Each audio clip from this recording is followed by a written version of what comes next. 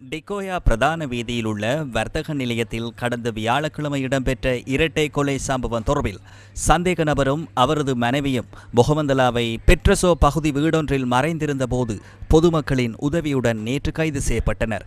இந்த நிலையில் ஹட்டன் நீதவான் முன்னிலையில் ஆஜர்படுத்துவதற்கு முன்னர் சந்தேக நபரை இன்று டிகோயா ஆதார வைத்தியசாலையின் சட்ட வைத்திய அதிகாரியிடம் முன்னிலைப்படுத்தி போலீசார் மருத்துவ அறிக்கைகளை பெற்றுக்கொண்டனர்.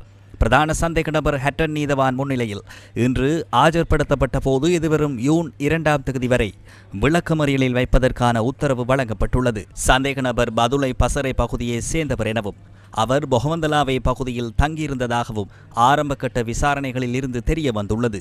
கொலை செய்யப்பட்ட பெண் அணிந்திருந்த தங்க நகைகள் கொள்ளையடிக்கப்பட்டமை விசாரணைகளின் போது உறுதியாகியதை அடுத்து வர்த்தக நிலையத்தின் அருகிலுள்ள பாதுகாப்பு கேமராக்களில் பதிவான காணொளிகளின் உதவியுடன் போலீசார் சந்தேக நபரை அடையாளம் கண்டனர்.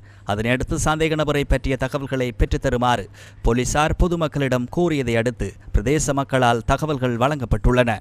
இந்த நிலையில் சந்தேக நபரிடமிருந்து தங்க நகைகளும் கத்தியொன்றும் இரும்பு ஆயுதம் ஒன்று மீட்கப்பட்டுள்ளதாக போலீசார் தெரிவித்தனர். இதனிடையே கொலை செய்யப்பட்ட தம்பதியினரின் பூத உடல்கள் இறுதி கிரியைகளை அடுத்து டிகோயாவில் உள்ள பொது மயானத்தில் நல்லடக்கம் செய்யப்பட்டன.